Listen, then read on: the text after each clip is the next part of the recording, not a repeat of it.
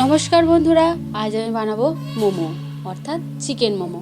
আমি জানি এই রেসিপিটা প্রায় বাড়ির সবাই জানে, তবুও আমি লাইফে যেহেতু ফার্স্ট টাইম বানাচ্ছি তাই আমি আপনাদের সাথে একটু শেয়ার করলাম।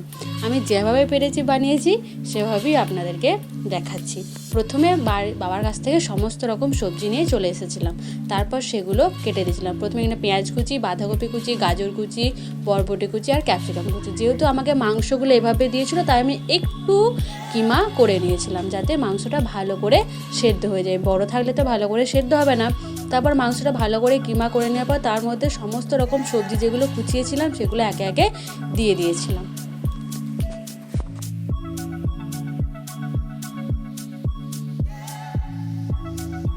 সমস্ত সবজিগুলো ভালো করে দিয়ে দেওয়ার পর তার মধ্যে দিয়েছিলাম হলুদ গুঁড়ো, লঙ্কা গুঁড়ো, নুন এবং ভিনিগার, এবং সয়া সস আমার কাছে ছিল না তাই আমি দিইনি, আপনারা দিয়ে দেবেন। তারপর সেগুলো ভালো করে মাখিয়ে নিয়েছিলাম।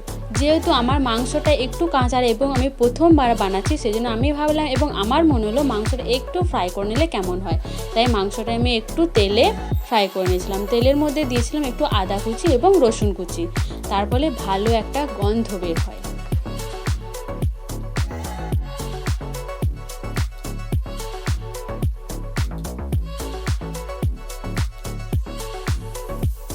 তারপর মাংসের কিমাটা এইভাবে করে নেওয়ার পরে আমি ময়দা একটা ডো বানিয়েছিলাম। তার মধ্যে ময়দার মধ্যে দিয়েছিলাম নুন এবং তেল দিয়ে ভালো করে ময়দাটা মাখিয়ে নিয়েছিলাম। আর মোমো বানানোর পদ্ধতি আশা করি তোমরা সবাই জানো, তাই আমি বেশি কিছু বলছি না।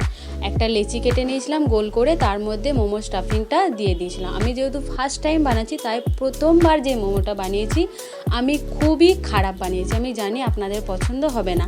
তারপর আস্তে আস্তে 4-5টা বানানোর পরে জিনিসটা ঠিক জায়গায় দাঁড়িয়েছিল।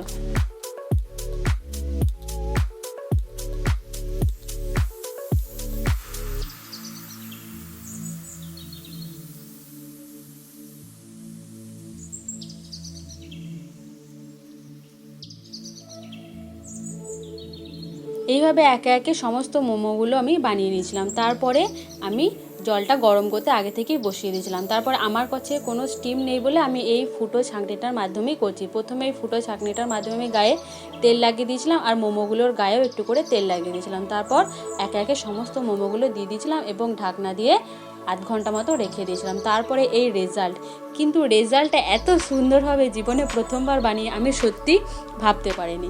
কিন্তু আমি এইভাবেই রেজাল্টটা তৈরি হয়েছে এবং মোমোটা দেখতে খুব সুন্দর হয়েছিল এবং খেতেও খুব সুন্দর হয়েছিল। আমার বাবা এবং আমার মা মোমোটা খেতে খুবই পছন্দ করেছে।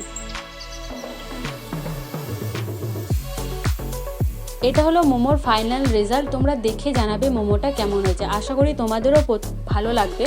যেহেতু আমি প্রথমবার বানিয়েছি তাই মোমোটা এভাবে হয়েছে। আমি চেষ্টা করব পরবর্তীকালে আরও সুন্দর একটা মোমো রেসিপি করে তোমাদেরকে দেখানোর।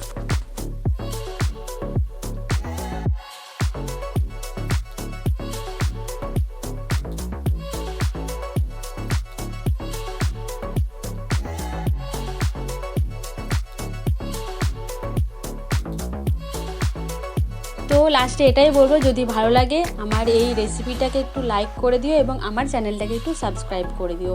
তো আজকের মতো টাটা, এবং অবশ্যই বাড়িতে বানিয়ে তোমরা মোমো খাবে। Tata, bye bye.